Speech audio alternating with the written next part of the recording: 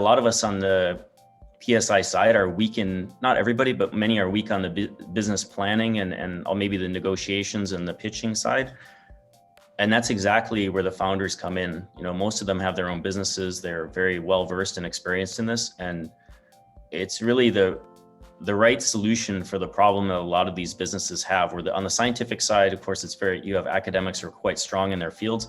They really don't know how to connect in a good way with potential clients and potential partners to move their business forward.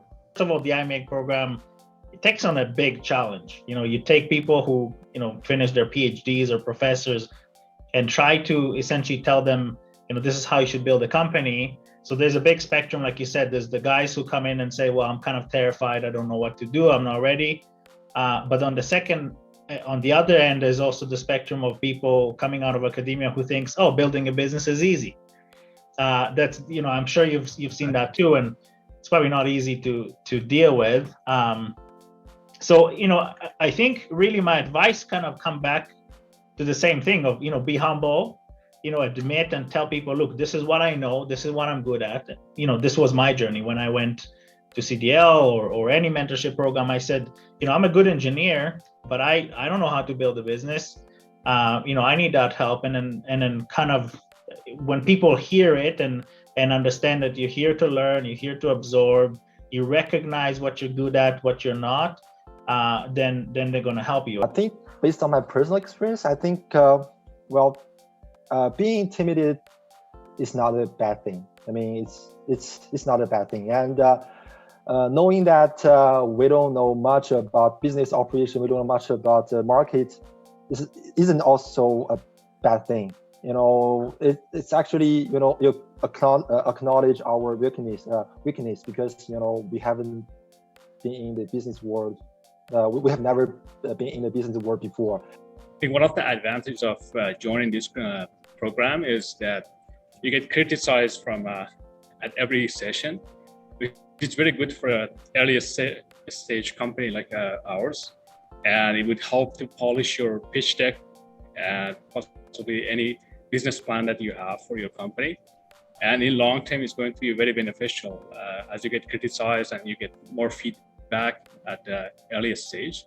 And I think it's very beneficial for the company. So we get really fixated in academia around other technical experts on how the device works and when will it work, when will it not work. And we haven't, I now realize, considered why are we developing the device? Are we developing the right device for the patients and for the market, where we can actually hopefully come to market and make a difference in people's lives?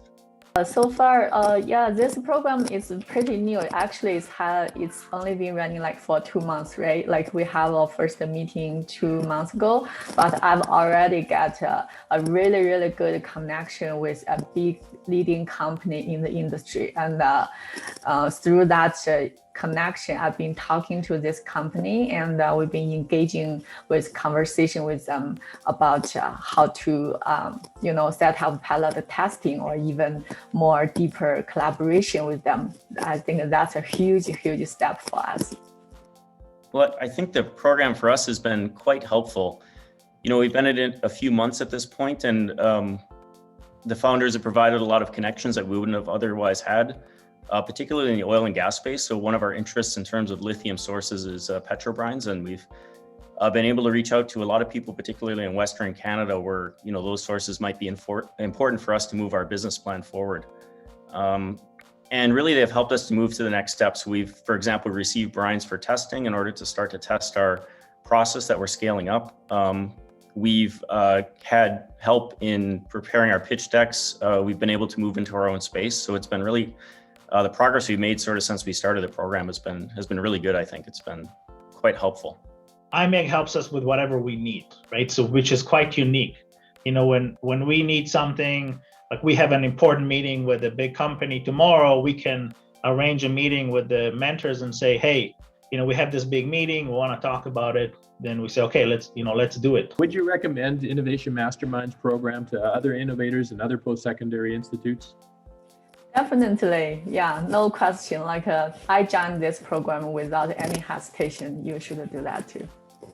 Yeah, sure, of course. I mean, I think imYEG is, like I said, I think lots of academia, whether it's PhD students or PhD graduates or postdocs, they probably are similar to me in certain ways, like was too focused on technology instead of business, and we really need that transition process from academia thinking to business thinking, and I think imYEG is here to help us to facilitate that transition. I just wanted to thank you and BDV for having this program for the startups coming out of the U of A. We don't have that much of business experience in the beginning, and it helps us grow faster. And I definitely recommend these programs to other innovators and startups. Thank you to you, Chris, and to your team for helping to develop the program.